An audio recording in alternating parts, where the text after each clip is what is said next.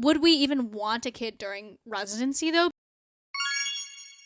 Hello and welcome back to Sassy with Miki and Kev. Scrubs and soy sauce. There was a poll about whether we should shorten the name to Sass or Sassy. Yes, I actually wanted to ask you guys because nobody better than the actual people who are actually listening to the podcast. Scrubs and soy sauce obviously abbreviates to Sass, Sassy, and that's how we do every intro for the podcast. We're curious if you think that we should change the name to Sassy with Miki and Kev. Obviously, it still stands for Scrubs and Soy Sauce. It would just be kind of abbreviated. It means the same thing regardless. So I'm just curious what you guys think, if you guys would be okay with it, or if you have a strong opinion. We will leave a poll on Spotify, and also you can leave us a comment on YouTube. Let us know what you think, because it is kind of a big decision for us. Who is more sassy, you or me? Depends on the situation. You would think it would be me, but I don't think it's always me. What does sassy mean? Like a little sass, a little class, you know? What if you Google sassy? What does it mean? Lively, bold, and full of spirit. Cheeky. Before we jump into this episode, should we give a little life update? So recently,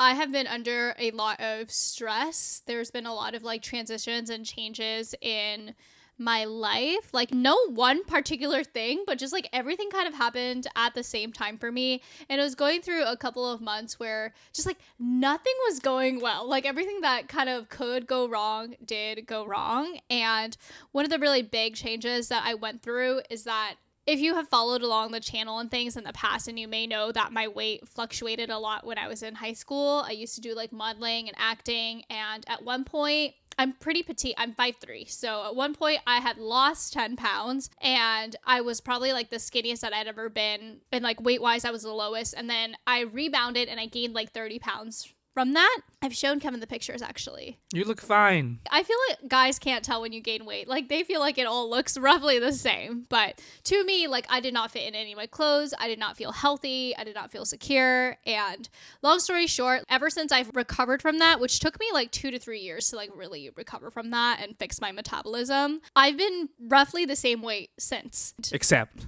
recently, like I gained a pretty significant amount of weight, and I don't think I had been this heavy since like early quarantine days when we started like eating a lot and we weren't exercising or moving. It's kind of leveled out, so I'm like back at a more normal place now, but that was really terrifying to just watch my body go through some changes. And I bring that up because a life update is that Kevin, during research year, I gained 10 pounds and now I'm back to where I was before. Yeah, you gained a little bit of weight, which nothing like concerning, but my point is that I feel like I picked up every single pound that you lost. That's the life update. Yeah. Also, I can't believe that you lost like 10 pounds in the span of like 2 months, because residency is just so busy that you like lost all of that weight. And you were gone for a bit of it, so I don't know. I don't do anything. I just go to the gym. You went to the gym a total of twice. Like 5 times. Twice. 5. Twice per week. Don't even try to lie 2 to the people. times per week that you're gone. Don't lie to the people. I'm not lying. Anyways, because I've been going through so many life changes, I feel like so many of my priorities have shifted, and you guys always love when I share these on Instagram stories, so I thought I'd make a full podcast episode about it. Kevin and I have had some open conversations about some of my mindset shifts and priority shifts. Have my mindsets shifted at all? No, I feel like you've been pretty constant. You're just always the same. But do you feel like when you were in your early 20s, you actually felt older and more mature? And then as you kind of progressed through your 20s, you learned more about yourself and you're like, oh, maybe I don't actually know as much as I thought I did? I don't know. I feel like there's definitely places where I need to grow, but I don't think my mindset or anything has changed recently. I guess when I graduated college and that first year of working and making my own paycheck, I really felt so much like an adult. Like I had my entire life mapped out. You know, I like to plan like 30 years in advance. So it was like, okay, great. I'll get engaged by this year. I'll get married by this year. By 30, I want to finish having all of my kids, if I have any kids. Wait, you want to finish? Is that true now? No, it's not true now, but like that's what I thought at 22. It was like, okay, yeah, that's perfect, you know? And then as I got older, I was like, wait, I don't actually know if that's like the right thing to do. And I'm really glad that I like waited for my prefrontal cortex to fully develop which for those who don't know, when does it finish developing? Roughly around 25. So a lot of the times they will tell you to kind of wait until 25 to make big life-changing decisions. I went through a phase where I was like, okay, yeah, I want 2 kids. I want a girl first and then a boy. And then Those are all things that she can control. yes, I can definitely control. If you didn't get the sarcasm there. Then I went through a phase where I was like, I don't really know if I want kids at all. Like, I went from being a pediatric ICU nurse and thinking that I loved kids, and I really did. But I feel like it made me really sad to watch the kids every day. You know, because before being a PICU nurse, my interactions with children were almost always positive, right? Like, you're hanging out with, like, your little cousins, or you're hanging out with, like, you know, your friends' babies and stuff. Like, they're all, like, healthy, happy babies. And I went from that to seeing kids who are really sick, and it just constantly shattered my heart watching what these parents and, you know, siblings went through. And then I was like, yeah, I don't know if I want kids, because then when I went from that to seeing normal kids walking around, when they would cry and stuff, it would irritate me. And I'm clearly not at the maturity level yet to like be ready to have kids. So then I was like, okay, maybe like we'll table this conversation. What about when you're on the airplane? What do you comment about the kids? You always comment on the kids when you're on the airplane. I am so just amazed by parents on the airplane and how different parenting styles lead to different behaviors in kids, because you will watch kids who are like 2-3 years old but so well behaved because their parents are very prepared. They, you know, discipline their child when they should, in ways that they should. And then you'll watch kids who are literally like 5, 6, like should be plenty fine to like, you know, exhibit like normal behavior on, I mean, these are like 2-hour flights. It's not like an international flight or anything. They'll be screaming, crying during the entire flight, and watching different parenting styles and attachment styles. And I guess I'm just terrified that as a parent, if I do those things wrong, like I don't want to mess up my kid. That's a good thing to be worried about. I think that's good. Well, like, I think it's just like people being prepared, right? Like when I was on my OBGYN rotation in the labor and delivery department as a med student, even the delivery process, you can tell like who is prepared and who is not. There's a family who like went to the class and they had like their hydration, like the husband had all this like water. They're like, you need to drink this by the first 2 hours. Aww. This. They had music that had were on the right beats to the pushing, and they're like ready, and they were like everything was planned. And then the other one, the dad like faints. The labor takes like 12 hours, and everybody's like yelling at each other, like the moms, like the grandma or the parents and the dad. They're just not in sync. Do you know who actually surprisingly has the toughest time during childbirth? The dad? Healthcare professional T is that literally these moms will be giving birth to an actual like 8-9 pound baby or something, and 9-pound baby. What is the average? Is like 7. Is it? I have no idea. Definitely not 9.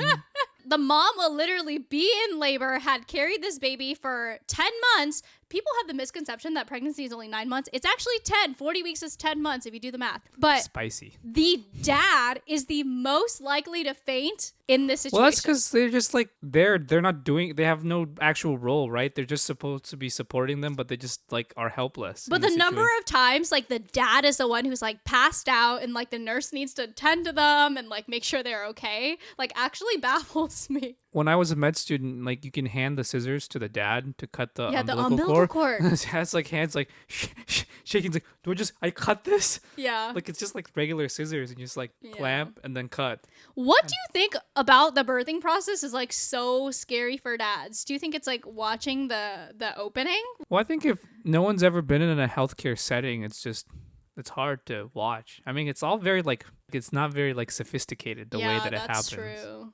And there's like a lot of bodily fluids and screaming and like. So fun fact about bodily fluids when you give birth. I mean, you can pee and poop and that stuff, and it's all normal. Yeah, so you're bearing down during childbirth, and what happens when you bear down? Number 1, number 2, these are very normal things, and you should never feel embarrassed, because just know that your healthcare providers are so used to it. Like, this is very normal. It's totally okay. But I do wish it was more talked about. Like, I wish. Well, if you're embarrassed about it, your kid's not going to come out. You're not going to be pushing the right way, and then you're going to end up getting a C-section or something. You got to relax. Oh my God. Kevin would have no problem bearing down. How did we get here? I don't know. But anyways, like, does hearing kids cry annoy you? Be honest. Depends on the situation why they are crying. You get annoyed really easily. I get really annoyed by like the whininess, especially if there isn't a cause. I don't like the old kids crying. The baby's crying is like... Oh, the baby's crying is fine. Yeah. But once you get to a certain like age... after 1.5, maybe. Like once you're able to formulate words, when Kevin and I get in arguments, he'll be like, use your words, use your words. Ah! I feel like I would try that with our kids. I'd be like, can you try to use your words? Yeah. What are your actions? What about you? Like, in your head, did you always want kids? Like, has Yeah. the number changed for you? As many as we can. Has that always been your... No. I mean, more than 2. More than 2? 2 is fine, but more than 2. What if we only had, like, 1? That'd be very lonely for them. Then we can have lots of pets and animals. Do you think if you were the one who had to give birth, your answer would still remain the same? Yeah. So you'd be willing to go through... Yes. Okay. I think that makes me feel better. I think, like, after the first one, you know, I think... Depends It'll on be the easier. well, it depends. If the first one's really rough, then you can reconsider, right? I was not a good baby. Like, I cried a lot. My mom said I would not stop crying. Why? I don't know. I was just a bad baby. What about you? Were you a good baby? I was okay. I always got sick though when I was a kid. I would like go to the hospital like every couple months. Oh, but in China or in Japan? Yeah, I like get a fever, like, you know, get all the antibiotics and crap. But it's a little different in Asia. Like, The it's more threshold common. of going to the hospital is so low. Is much lower because they have better healthcare that's more accessible. Whereas in America, like, you don't go to the hospital unless you're like dying. Yeah, like you go to the hospital if you have a cold just to get like I Yeah. don't know, check In up. Asia, it's like the standard. Like, Yeah. if you get a cold, you like go and see like your ENT doctor and like, you know, get a spray, like whatever. I know America. people in Asia, they just like you're sick, they just get an IV and get a pack of fluids. What? Yeah, you That's just walk around crazy. with a little pole. The thing that really changed my mind, I mean, I think I've been slowly changing my mind a little bit about kids, but the thing that really changed my mind was a couple weeks ago, I went back to Taiwan urgently on a trip that was unexpected. Unplanned. Yeah, I won't be going into the details for privacy for everybody who's involved, but long story short, I had to make a choice about whether or not to fly back to Taiwan on a day's notice, essentially, and drop everything. Drop everything now. For someone in your 20s, like, you're hustling, you're working, it's not easy to drop everything and just like, it's not a vacation, but like, you know, you can't get work done while you're there. So really, like, everything does have to be on pause. And one of the best things that came out of this trip, and I'm really happy that I made this decision, because I got to see my grandpa. And I have not seen my grandpa in a couple of years. He is 88 years old now, which in Chinese years makes him 90, because you are 1 year old when you are born and you are 1 year old when it's New Year's. So You mean basically you add 2-year-old? 2. Or you get an extra year. Yeah, so basically he's 90, which is crazy. And But 88's also very lucky. yeah, it is very lucky. My grandpa has mellowed out so much, like, to the point. I mean, he's always been like a cute grandpa, but even more so now, you can see that he's reached the age where he is just so happy by seeing his grandkids and spending time with his family. And he's still pretty healthy. Like, he still takes a walk every morning, and he used to do these like crazy hikes. He doesn't do those anymore, but he still takes a walk every morning. He goes up and down stairs. He kept tearing up every time he saw me, because I am in the United States, which is very far away from Taiwan, so I don't get to see him that often. And just seeing his life made me think about like, oh, when I'm his age one day, like, what do I want from my life? Like, does it matter if I'm a billionaire? Does it matter if I'm famous or successful? Like, what are the things that matter then, right? You know the Erickson's 8 stages that you learn in school? I didn't really learn them. Like the last one, like the What is it, like the generativity satisfaction? versus stagnation. Generativity versus stagnation is one earlier. It's integrity versus despair. And the virtue that's developed is wisdom.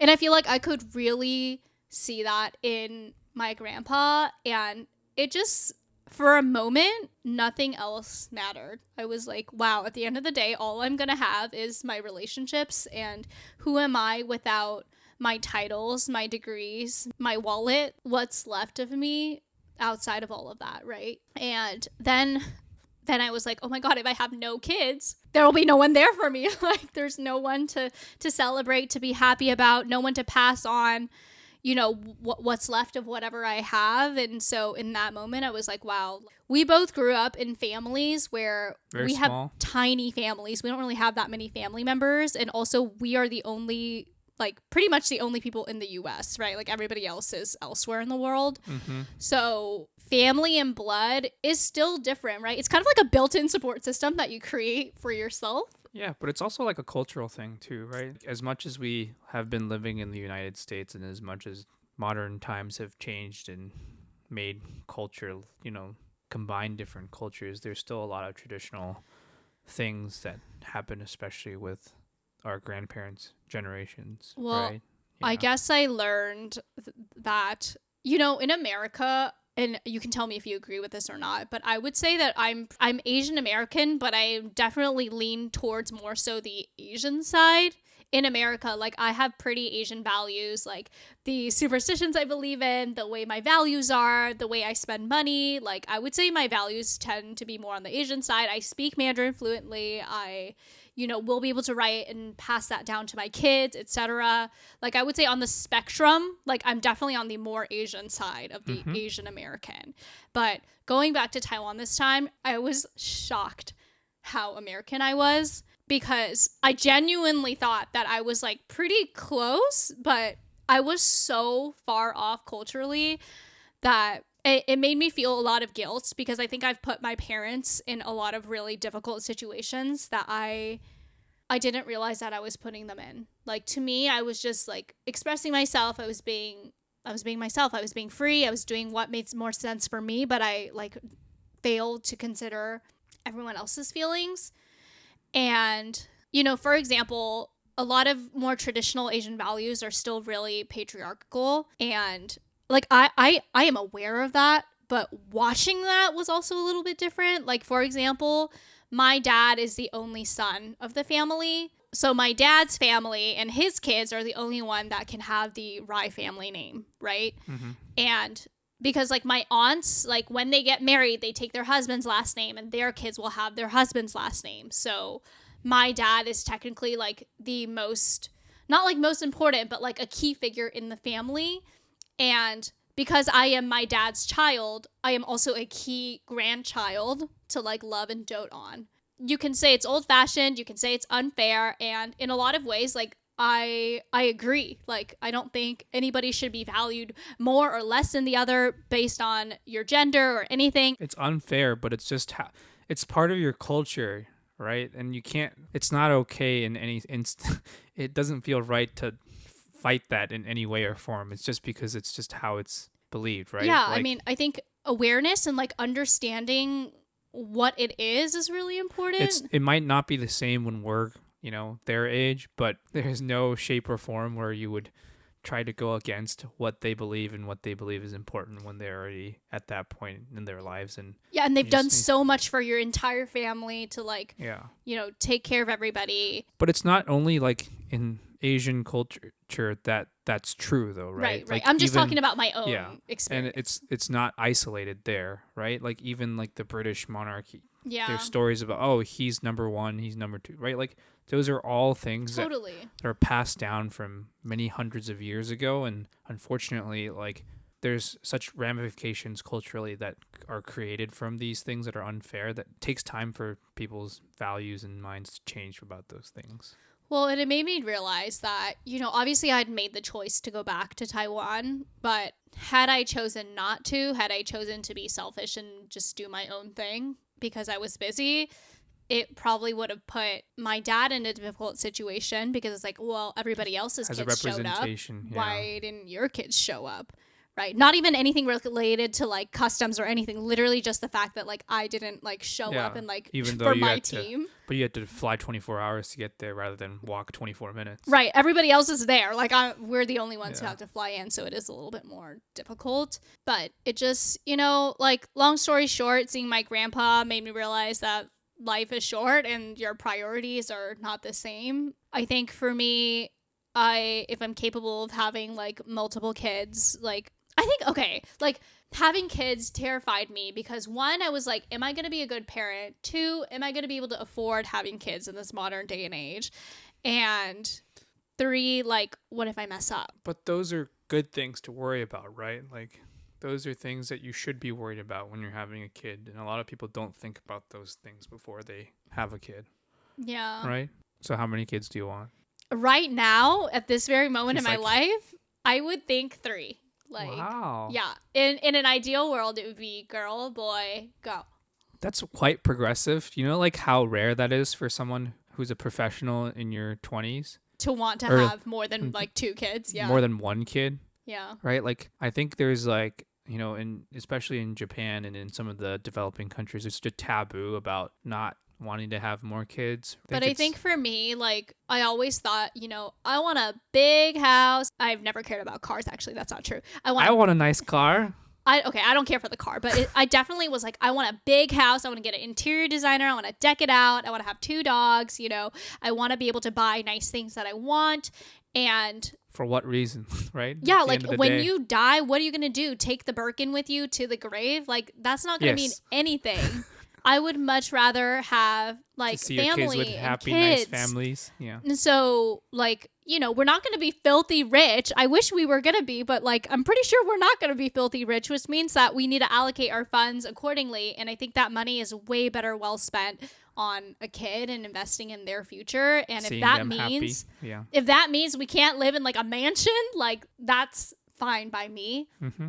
Don't you like it when you see Lucky having fun? Yeah. It's like a practice child who doesn't Lucky bigger. is so low maintenance. Like, he requires almost nothing. What about you? Do you feel like now that you're approaching your 30s?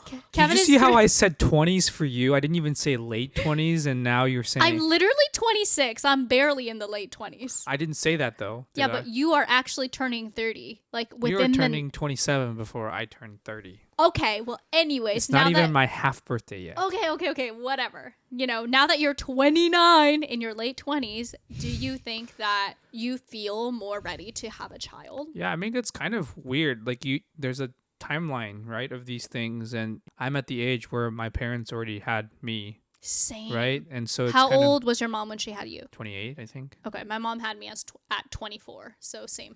The time is coming, right? The harsh reality is that there is a biological clock. Not for men usually, but for women. Like, there is a time frame for when you can have kids. Safely and just, like, I mean, like, with less problems and just getting things done, right? And fun fact, if you get pregnant 35 or after, your medical chart will say geriatric pregnancy, which I feel like they need to change the wording. Yeah, they need to make it like just means that you need to go through like extra testing. Can we rebrand the geriatric pregnancy? We need a better word for it. Anybody have any ideas?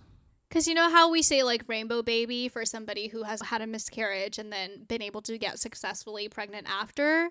So that's what rainbow baby means. Like, I think we should have a frame for like a glitter pregnancy or something. It means that you're 35 and above, but you're still being a badass mom like you should be. Mm-hmm. You know, but the reason that exists is because around 35 is the age where you have an increased risk for chromosomal abnormalities and all these other health risks. So you have to do additional testing if you're in that category. Right. So that's why that exists. But I do think we can rebrand it to sound a little friendlier and nicer.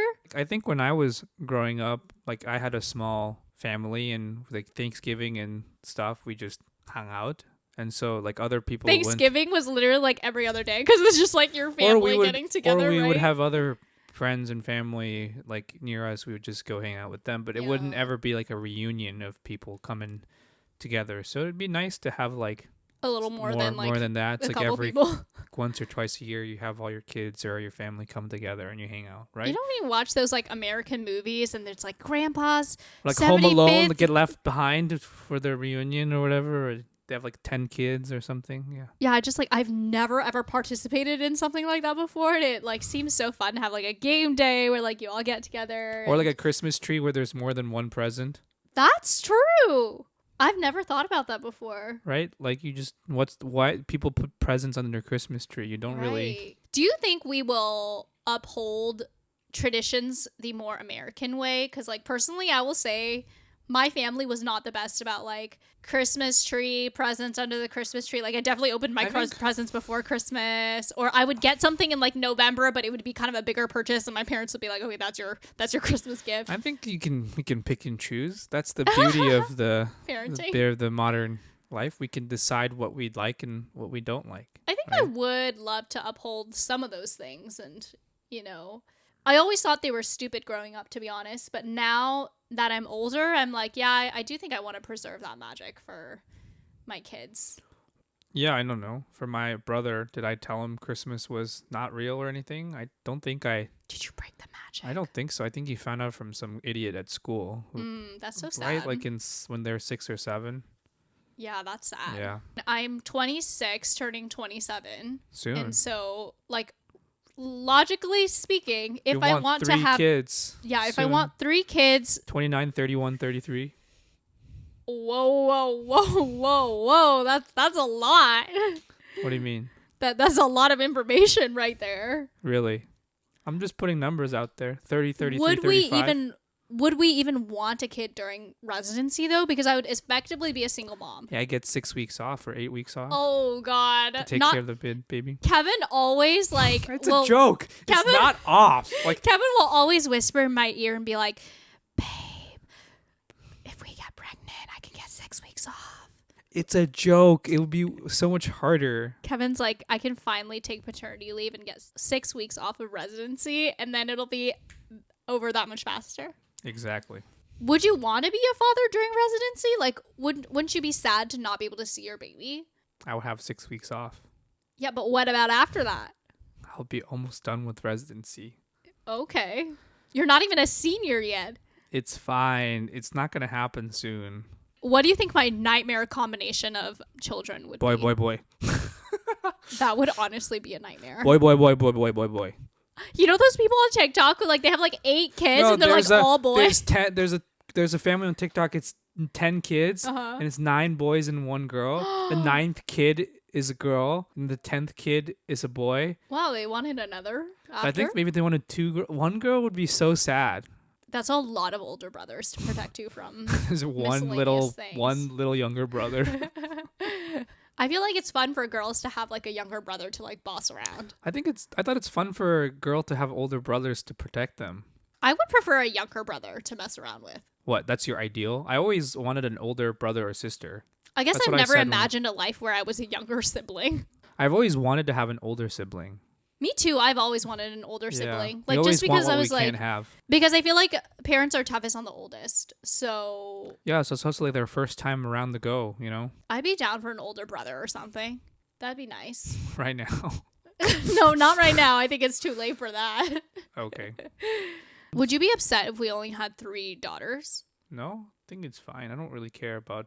I'm so curious because your family is all boys. My family is all girls, right? And so the way I was raised, like, girls. We were team girls always. Like, the way my mom raised me, like, never did I ever feel inferior to a man, and I know my worth, you know? I'm curious how the parenting works for boys.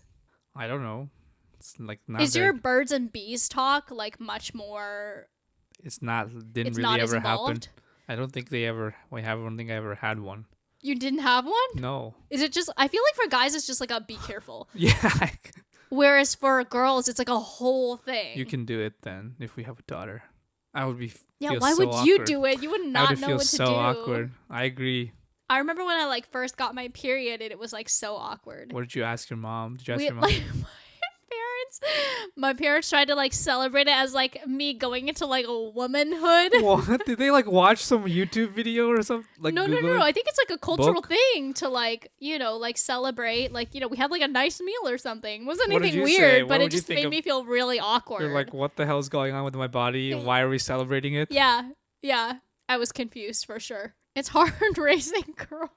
Guys, pretty easy, man. You just give them some food and have a little yard they can run around in. It's not a dog, babe. It's fine. You just need to have... I feel like kids don't do outdoor activities these days. You just my God. go fishing, go hiking, go like cut down Yeah, I mean, my Trees ideal would and- be like 2 of one and then like 1 of the other. Two each. Can Trees you would- pay for my mommy makeover after I have kids? You want to do that? Yes. Okay. It's 100. I have absolutely no shame in admitting that I will get a mommy makeover. Okay. I feel like that's like the least I could say. That's like the least I could do to say thank you to my body Okay. for putting me through all that. Sure. Are you going to rub my belly with like oil so I don't get stretch marks? Yes. Bio oil or whatever it's called. At Bio Oil, please sponsor us. You don't do that now. Just rub your. Wait, fun fact. I have done an ad for Bio Oil in the past. Very fun fact. When I was in nursing school. When you were pregnant in nursing school. Yes, clearly. The conclusion is that I think You're growing up.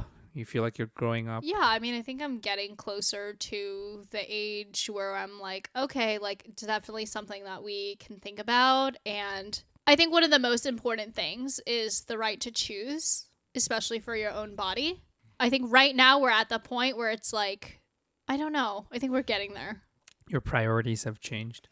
I think there's only so many few other places you want to travel to or do stuff before we want to have kids. Yeah, I really thought I wanted to see the whole world. But I And then I spent 6 weeks seeing a lot of the world. And I was like, I think I'm good. I don't think I like traveling as much as I thought I yeah, did. the planes and Like, it's everything. actually like exhausting to travel. Yeah. And I know some people really enjoy it. The only time I enjoy travel is when the Easy. whole thing's already booked for me. It's coordinated and I just have to show up. And eat food. Yeah, and it's like at a leisurely pace where I can adjust my jet lag and everything. And that's just not realistic in this modern day. You'd rather just sleep in her nice little same bed. Every time I'm traveling, I'm like, when can I go home? That's like what I'm thinking about. I care about you and I love you and I'm excited to see where we end up. And hopefully the Buttos will be around when we have our first kiddo. I think that would make me the happiest. Like if Lucky could still be around when I have my first kid. He's only 9. He is already 9, babe. We're not going to have a kid for 10 years. He's not going to live until 19. You think he's going Yes. to live that long? Yes. Handshake. Recently, Lucky's been getting like a little bit of melasma because he sunbathes every single day. So I feel like he's like a little prone to skin cancer. I also like to joke that he's Caucasian because he's like blonde, you know? I mean, I can definitely see signs of aging and You can see signs of aging in me and you too. yeah, but Lucky is different. Like every time I see the melasma, it makes me tear up because He's I your just son. remember when he was just a baby. Like I don't feel like You don't remember when we were just a baby. it's just that like I can't believe 8 years has passed. Like to me, I still remember the day that I got him so clearly. It feels like yesterday. You know, he could be like in like 2nd or 3rd grade now. Oh, that's so cute. Buttos, are you smarter than a 2nd grader? No. Anyways, Miki's turned into a mom now. Yeah, I'm That's the fully conclu- embracing mom mode. Yes, with no kid. Yeah. Emptiness syndrome. Well, that's the end of this episode. Hope you enjoyed our raw, unfiltered thoughts. Thank you for listening to another episode of Scrubs and Soy Sauce with Miki and Kevin. And we will see you guys next week. Bye.